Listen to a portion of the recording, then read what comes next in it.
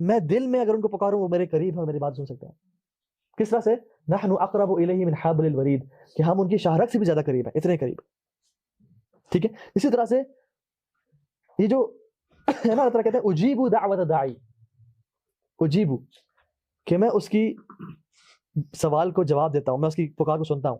جو ورڈ ہے نا اجیبو, this shows immediate reply, immediate reply. استجیبو کا مطلب ہے کہ یس, جیسے فار ایگزامپل اگر مجھے کہنا کہ میں نے آپ کو ملنا ہے, میں کہوں کہ ول ٹرائی ٹو میٹ, یہ استجیبو. اگر کہنا میں آپ کو ملنا ہے, ٹھیک ہے ابھی بیٹھتے ہیں یہیں پہ, یہاں ملتے ہیں, دس is immediate reply of that کال. تو اللہ سبحانہ وتعالیٰ جب کوئی انسان دعا کرتا ہے نا, تو اللہ تعالیٰ نہیں استجیبو لی, میں اس کی دعا کو استجیبو دعوت داعی, کہ میں اس کی دعا کو سن لوں گا, مطلب دیکھ لیں گے بعد میں, نہیں. فوراً سے اجیبو, فوراً سے اس کی میں بات کو سنتا ہوں. دعوت داعی, جو مجھے پکارتا ہے, یہ نہیں کہ دعوت متقی, دعوت المحسن, دعوت الصالح, نہیں. پکارنے والے کا کیلیبر کتنا ہونا چاہیے؟ بس اس میں اتنی کوالٹی کہ مجھے پکارنا شروع کر دے وہ. یہ نہیں کہا کہ وہ تقوی والا ہو یا محسن ہو یا بڑا کوئی علم والا ہو, نہیں. بس اس کی کوالٹی کیا ہونی چاہیے؟ وہ پکارنے والا ہو, میں اس کو سن لوں گا. وہ داعی ہونا چاہیے.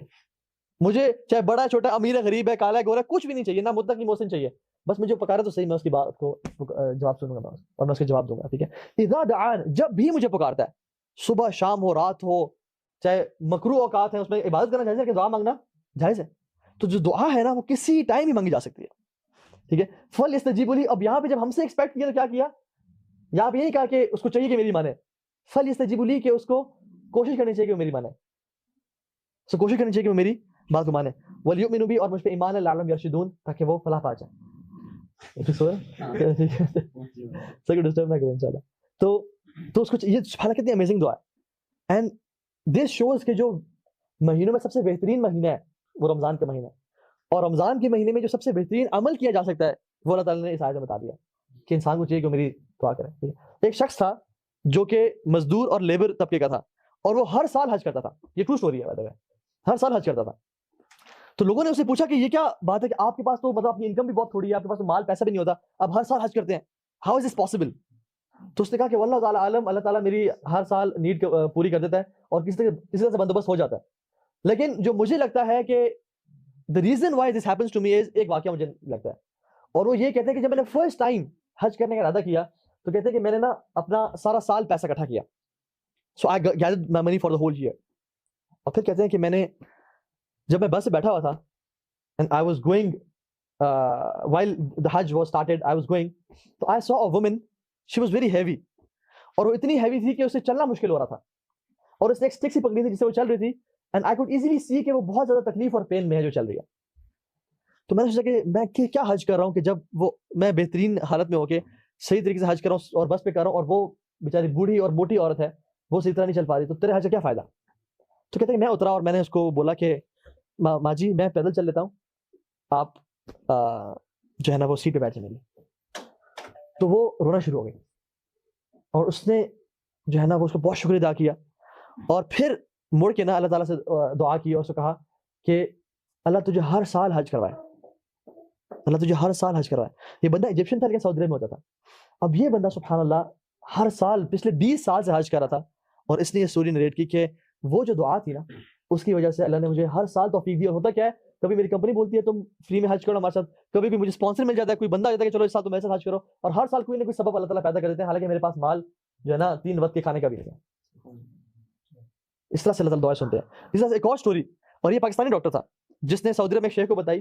تو وہ شیخ جو ہے نا ریٹ کرتے ہیں اسٹوری کہ یہ ڈاکٹر تھا نا, یہ بہت فیمس نیورولوجسٹ تھا, نیورو سرجن تھا. ٹھیک ہے. اور یہ مطلب ہی واز ٹاپ ڈاکٹر تھا پاکستان. لوگوں کو اس کی اپائنٹمنٹ لینے کے لیے 6 مہینے ویٹ کرنا پڑتا تھا. تو یہ اس کا ٹریول بہت زیادہ ہوتا تھا فلائٹس پہ. تو یہ فلائٹ پہ ایک دفعہ کہیں جا رہا تھا, تو ہوا ہے کہ بہت زیادہ بادل آ گیا اور بارش ہونے شروع ہو گئی, it was thunder storm and every thing.